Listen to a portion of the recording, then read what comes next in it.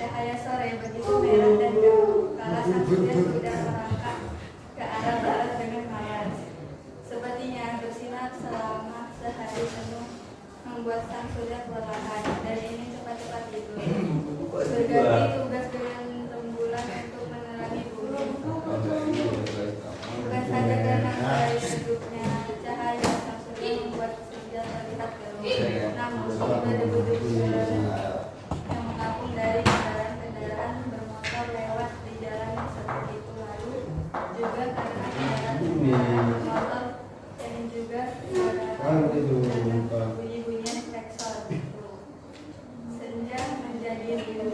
Begitulah kiranya senja di jalan raya alam.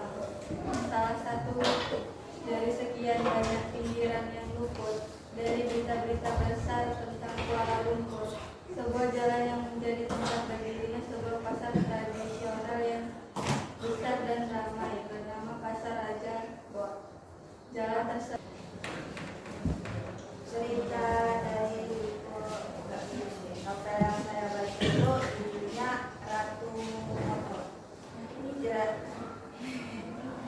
Ratu Motor ceritanya itu menceritakan tentang seorang perempuan, jadi itu keluarganya yang berantakan, jadi cerai lah kan. Jadi dianya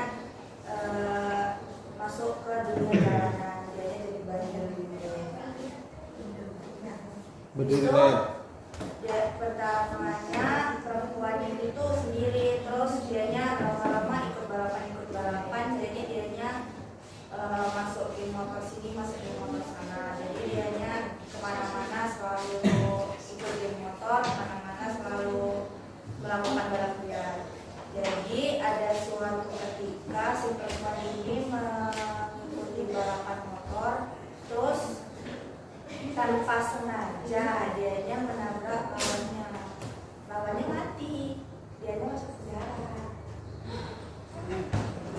Jadi masuk penjara, terus udah beberapa tahun dianya keluar, terus ada tiba-tiba yang mengakui kalau yang di depan dia itu orang tuanya.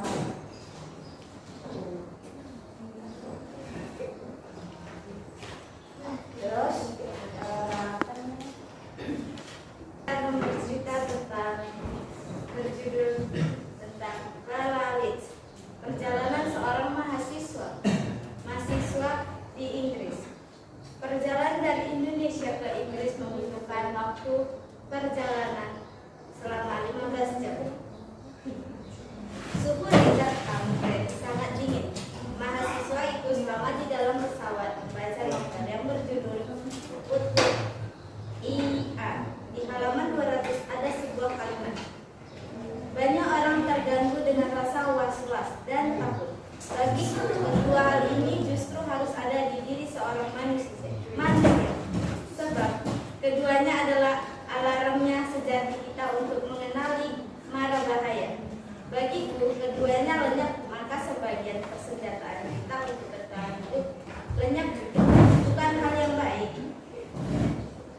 Mahasiswa itu mempunyai teman yang berasal dari Indonesia juga yang berkuliah di Inggris. Di London melakukan sholat Id sangat berbeda dengan Indonesia. Sholat Id di London.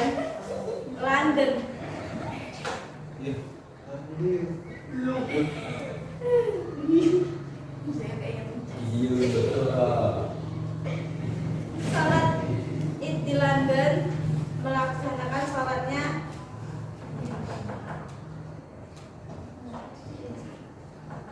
sangat berbeda.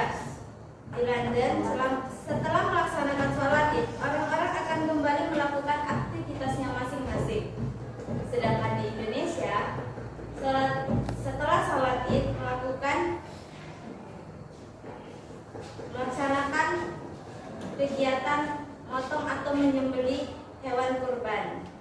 Ingatan yang harus dirawat adalah sumber kekuatan. Sekian cerita saya. Lanjut.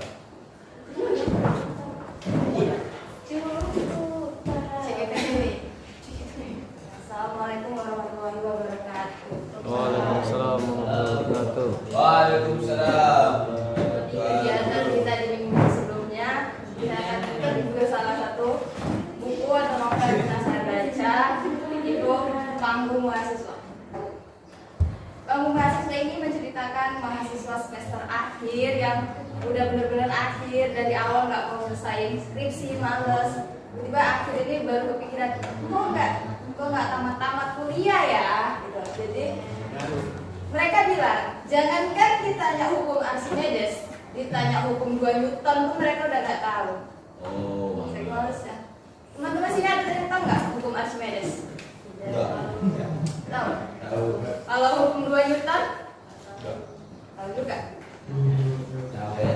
Jadi ini tuh ceritain tentang 4 orang bernama Lalin, Rio, Dino, dan Robin.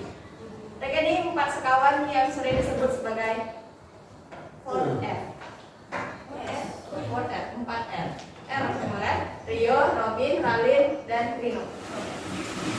Dan mereka ini salah satu skripsi mereka ini juga dipersulit sama salah satu dosennya, namanya Yazid. Ya. Jadi cara mereka melampiaskan kekesalan mereka sama dosen ini, hampir tiap hari ban mobil dosennya itu dibocorin. Laptop. Dan mereka kesel karena mereka selalu dipersulit. Kalau mereka selalu minta bimbingan, saya di sini tapi udah ditungguin nggak datang gitu. Nah, tuh. Juga,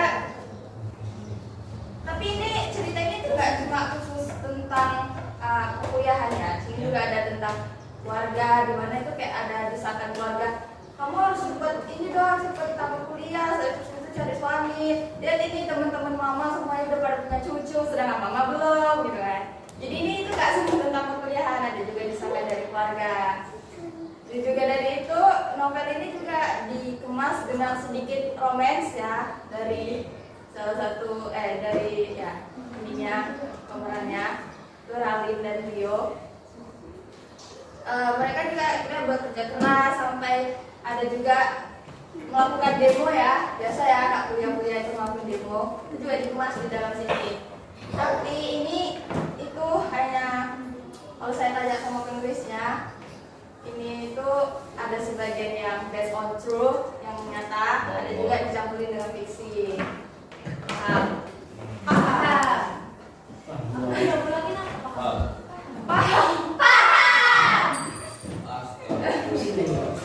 Dan itu masuk video TikTok ya. Ya, jadi kalau misalnya teman-teman berkenan ya mau baca Panggung Mahasiswa, bisa bilang ke saya. Nanti saya kasih pinjam, atau jangan bisa aja. Nanti siapa yang pinjam, tolong sampulkan ya. Yes. Segitu. Akhirnya dengan ketekunan mereka, kerja keras mereka, kesungguh-sungguhan mereka dalam mengerjakan skripsi, akhirnya mereka di ACC dan berhasil kuliah, dan berhasil wisuda. Walaupun si Rino nggak ikut wisuda bareng mereka karena ada kendala waktu mau sidang gitu, demam panggung, jadi dia masuk rumah sakit. Itu guys. Jadi kalau yang mau baca silahkan pinjam ke saya ya. Udah di ujung nanti ini ada romance-nya. Jadi apa ya, kak semua dibahas secara perkuliahan. Saya akhiri, assalamualaikum warahmatullahi wabarakatuh. Assalamualaikum warahmatullahi wabarakatuh. Waalaikumsalam warahmatullahi wabarakatuh. Saya akan menceritakan sedikit dari novel yang saya baca berjudul Santri Pilihan Muda.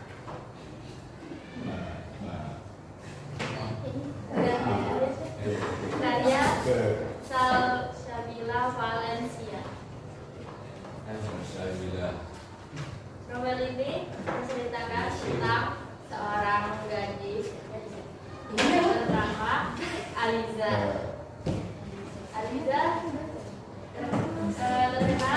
terkenal seorang gadis yang lumayan nakal karena lumayan mengikuti pergaulan yang lumayan bebas seperti pacaran,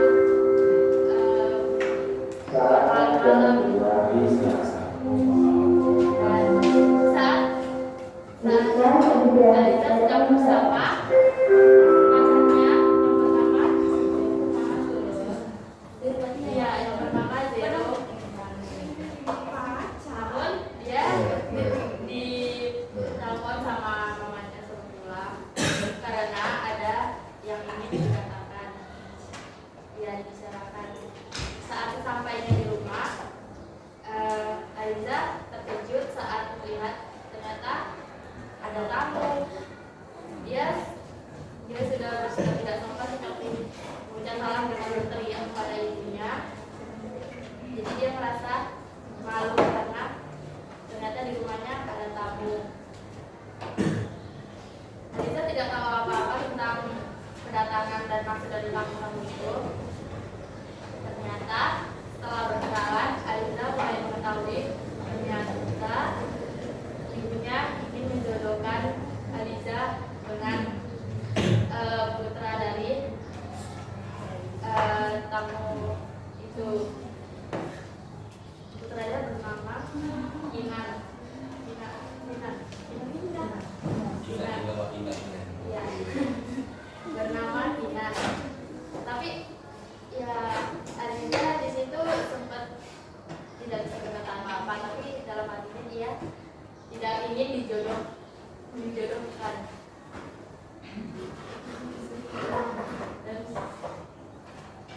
Dan dia tidak ingin dijodohkan sama anak dari itu tamu tersebut. Dan dia protes kepada orang tuanya kenapa tidak meminta persetujuan dia untuk menjodohkan dia kepada orang tersebut. Tapi dia tidak bisa